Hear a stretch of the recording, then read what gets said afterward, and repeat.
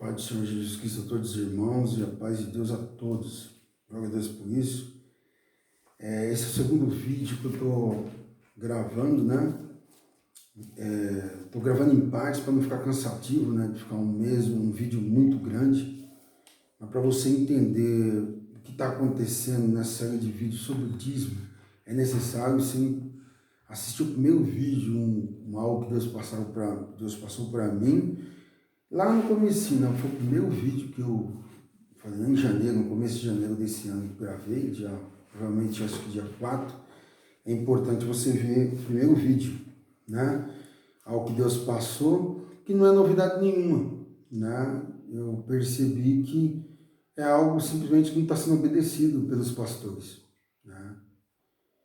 Inclusive pela maioria deles, eles não obedecem. Mas está escrito, está tudo, não é novidade já, o que está, né?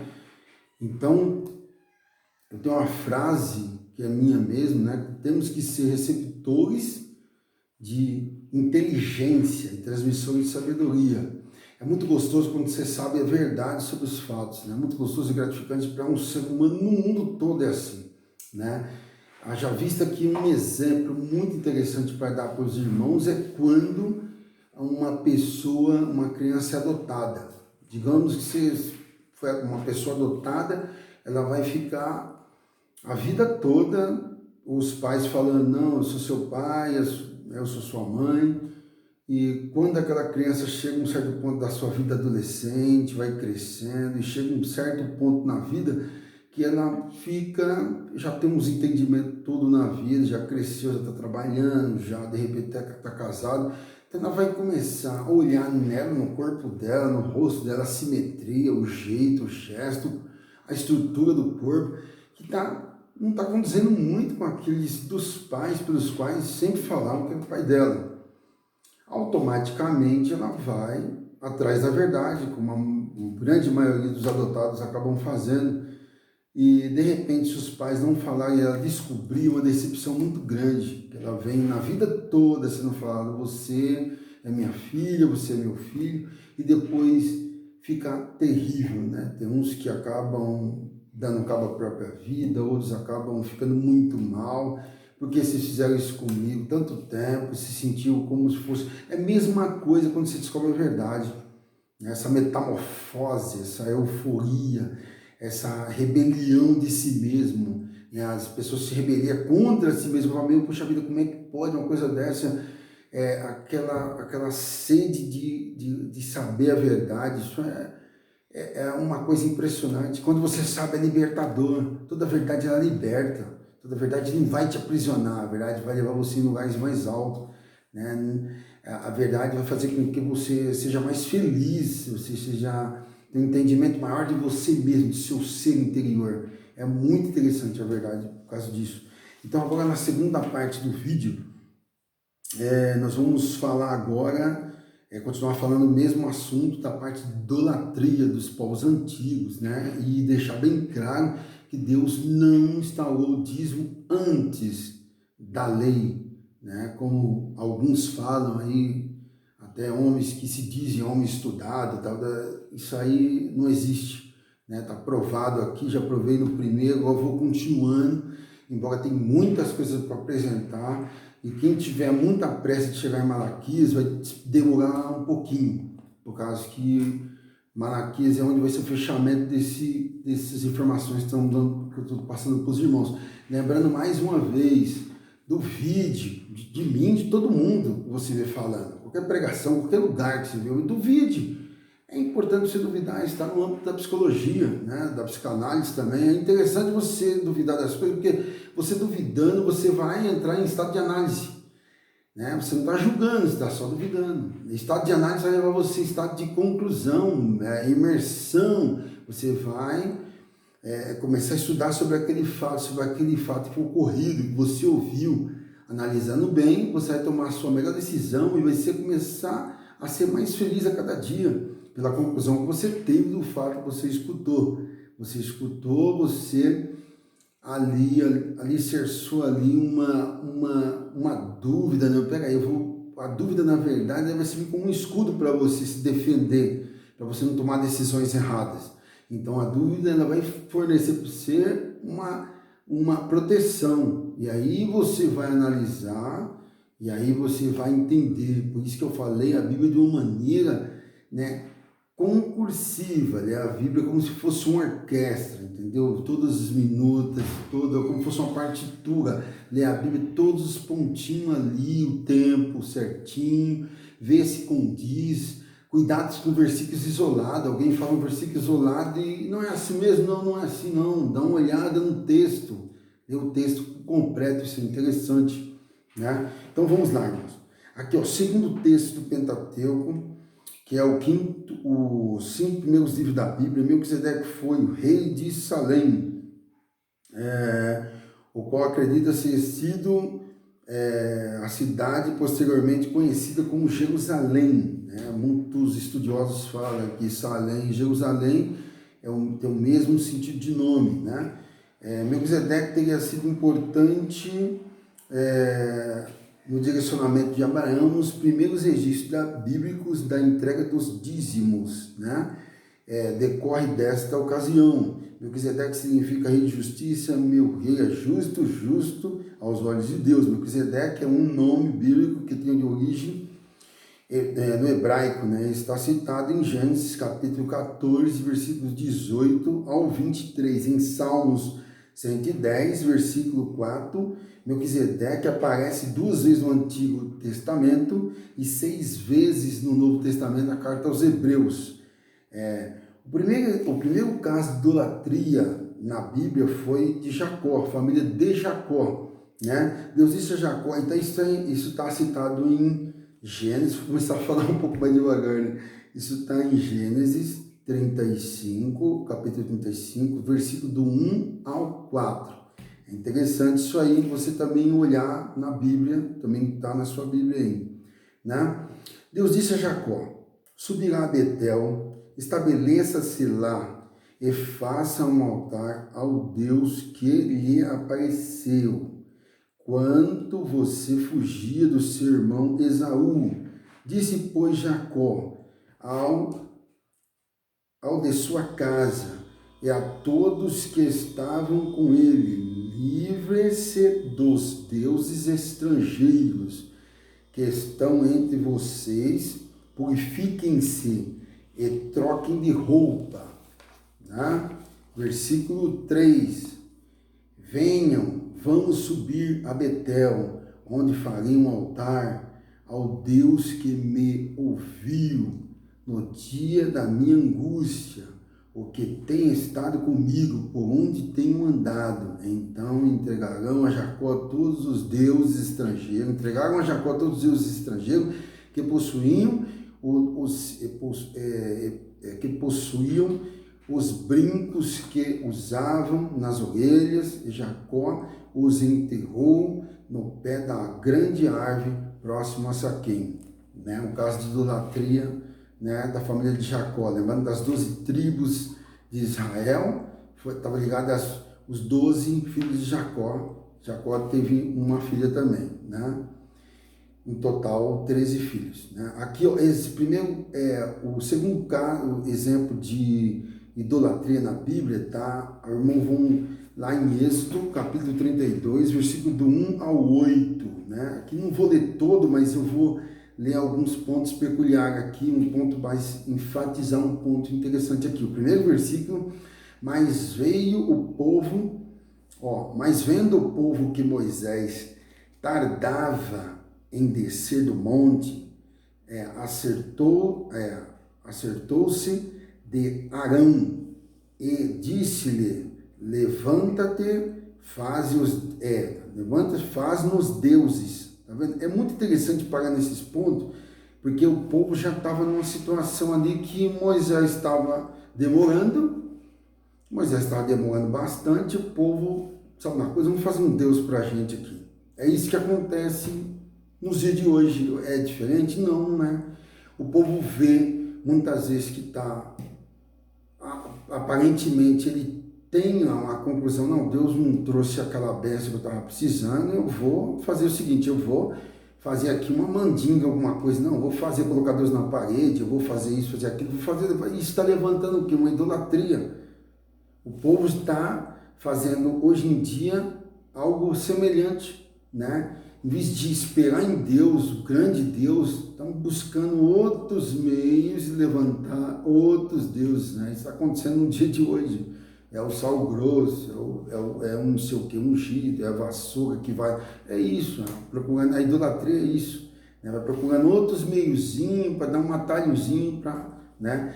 Mesmo o versículo 8 aqui, ó, que é bastante. Dá para enfatizar legal. Né? E depressa se tem desviado do caminho que ele lhe tinha ordenado.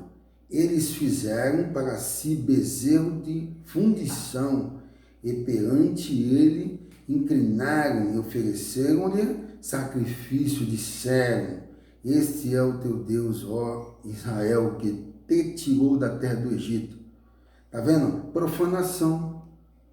O povo não teve paciência de esperar Moisés vir, levantar um Deus, e ainda profanar, falar, não, esse foi o Deus do bezerro de ouro que trouxe, que livrou a gente no deserto, trouxe a gente até aqui. Olha, ingratidão, profanação, porque entrou no âmbito coletivo de ideias, né? Todos ali entraram no mesmo coluio de ideias e levantaram Deus. O que acontece hoje?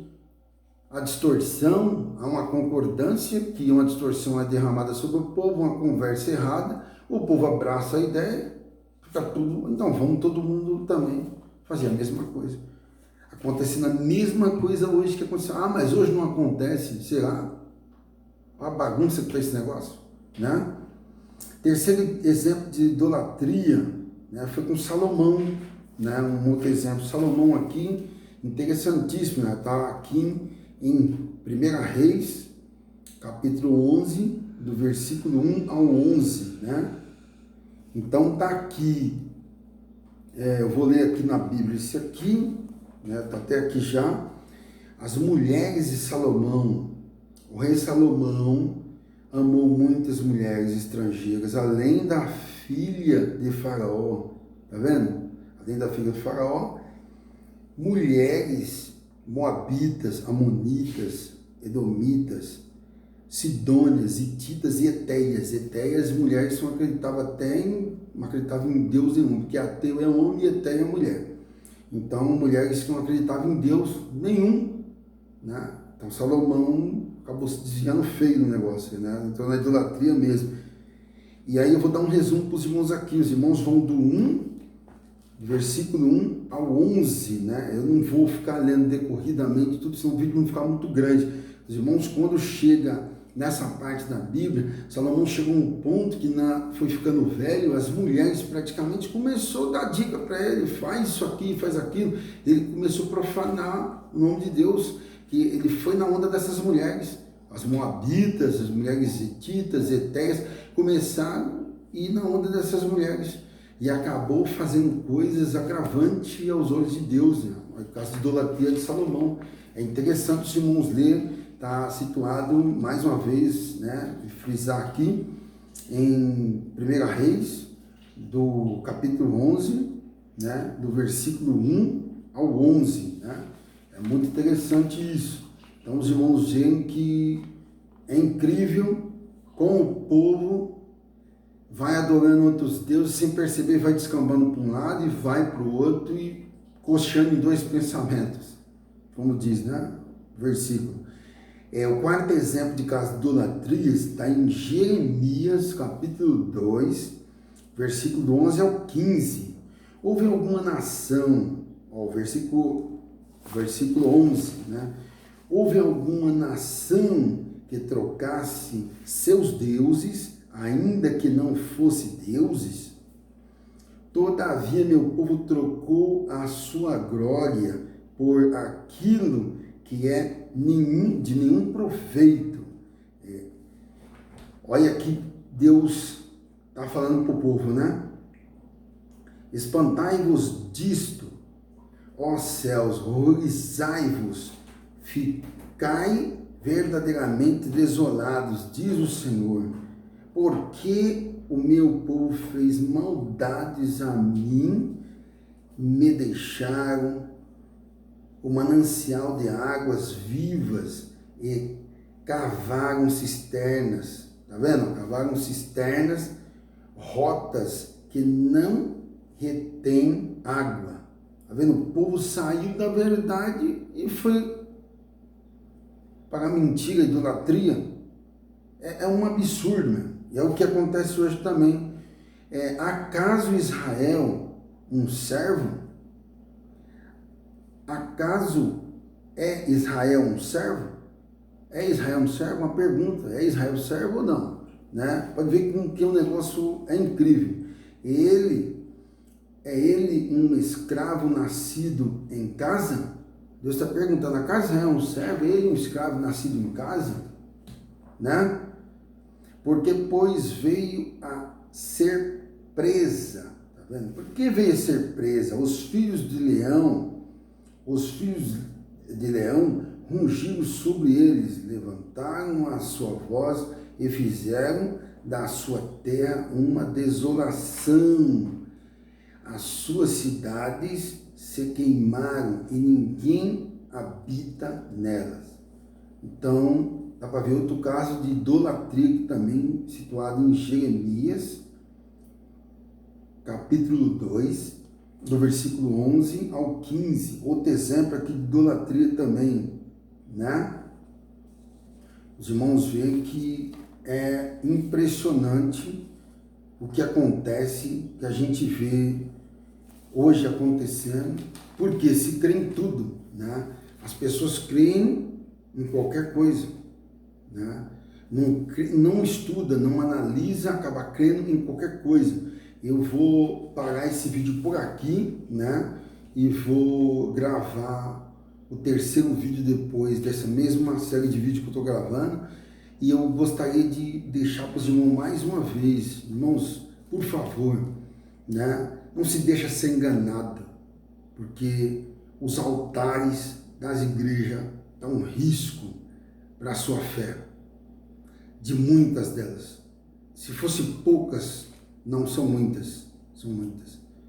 Então, o grande risco que você corre é quando você fala, bate no peito, eu tenho um homem, um pastor, homem de Deus, tenho um apóstolo, meu apóstolo é um homem de Deus. Não, aquele é um homem de Deus. Aquele reverendo ali é um homem de Deus. A Bíblia fala para nós não podemos se estribar no nosso próprio conhecimento. Quando a gente olha uma coisa e coloca certeza naquilo, né? Maldito o homem confia no homem, está falando, maldito o homem confia em si mesmo, confia em mim que eu tenho certeza que esse homem é um homem de Deus. Cuidado porque a sua fé, na verdade, sem você perceber, não está em Cristo muitas vezes, está nesse homem que você se espelha tanto. E quando esse homem deslizar, qualquer coisa acontecer, você é a bola da vez em descambar. Não faça isso. Seja autônomo. Olha isso. Estude você mesmo. Porque quando você está firmado em Cristo, como eu procuro ficar todo dia, como os irmãos, outros irmãos, muitos irmãos procuram ficar todo dia, o mais correto possível, você não sair dos pés de Jesus, é você ficar alicerçado na palavra. Porque do homem mesmo, se você for ficar alicerçado no homem, não, mas eu não estou em Cristo, não, que isso, não, jamais, não, irmão. É quando você começa a fazer isso, você começa a colocar aquele homem como se fosse uma suprema corte, e não é. Ele acaba sendo praticamente o primeiro da sua vida. Não faça isso. Olhe para o seu pastor com respeito, olhe para o seu pastor com temor a Deus, que Deus colocou ele na frente do trabalho, mas não idolatra, não coloca ele numa situação que não, é um homem errante. Cuidado com isso. Eu já vi muitos falarem, não, mas comigo não existe isso. Todos nós podemos fazer coisas terríveis. Qualquer ser humano. Está na história. Quem diria que Pedro ia fazer aquilo com Jesus, negar Jesus 3 vezes? O homem que andava com Jesus estava do lado dele. Quem diria que Judas, como é que pode uma coisa dessa? Quem diria que Davi, segundo o coração de Deus, ia dar uma mancada terrível dessa que ele fez? Quem diria que Salomão, o homem mais sábio da terra, fosse aí na idolatria, como é uma habita de Hititas, Etéias e tudo mais?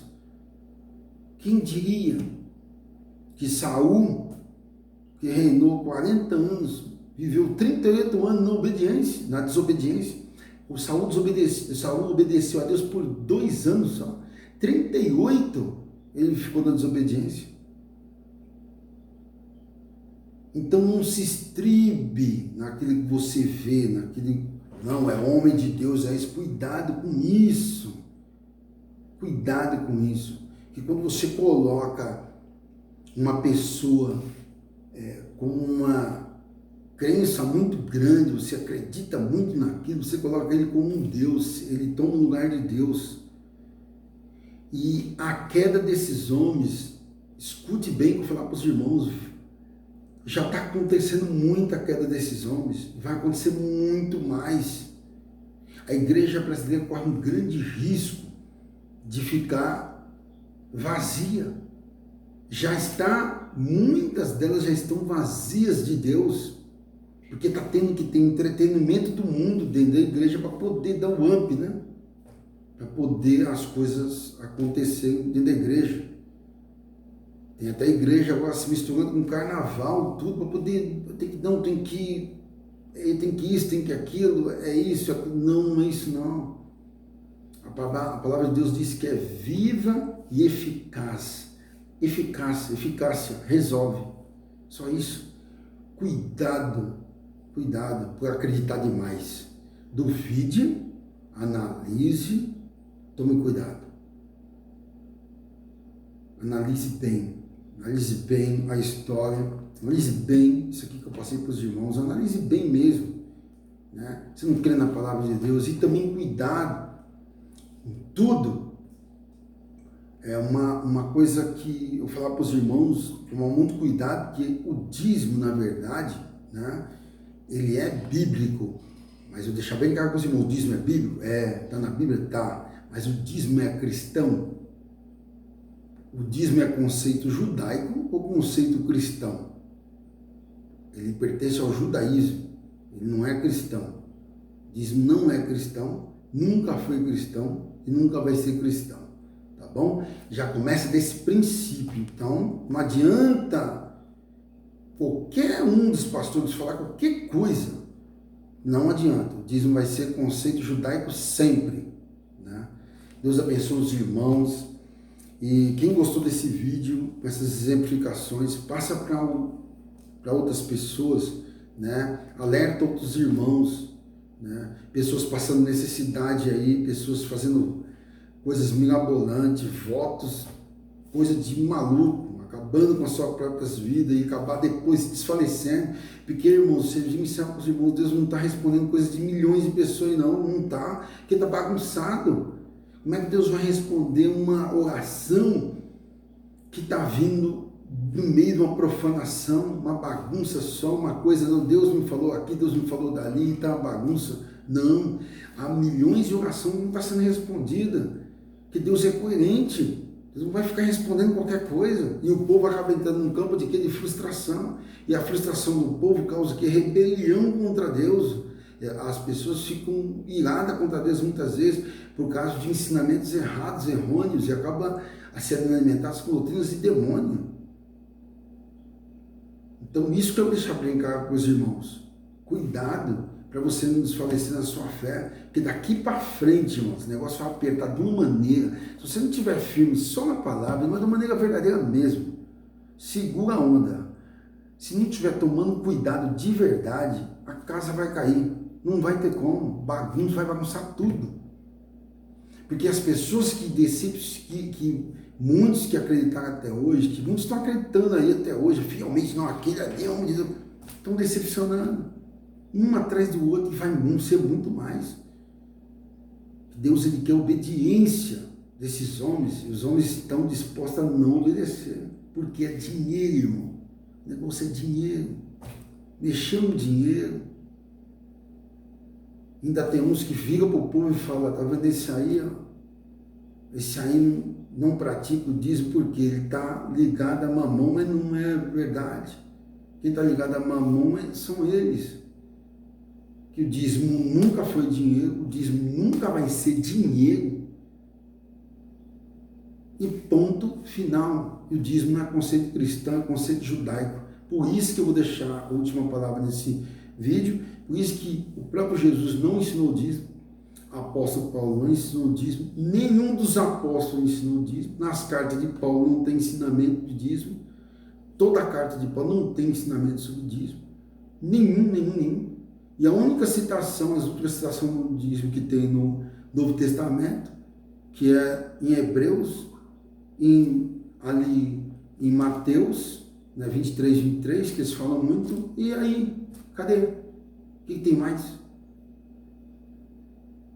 Irmãos, são 613 leis judaicas e acabou. Não tem. Depois eu vou gravar um vídeo falando para os irmãos mais informações, né? E agora, até agora, falei sobre a idolatria e estou alertando os irmãos, né? Talvez vai ser um pouco exaustivo para os irmãos, vou alertando os irmãos, cuidado. Eu quero incentivar você a começar você mesmo a estudar. Você mesmo olhar para mim e falar assim, será que esse cara está falando a verdade? Será que esse irmão está falando a verdade? Não, vou estudar. Estude. Pega aquilo que está falando e vai comprovar você mesmo. Por favor, faça esse favor para você mesmo. Tá bom? Deus abençoe. Tá bom? Fica com Deus.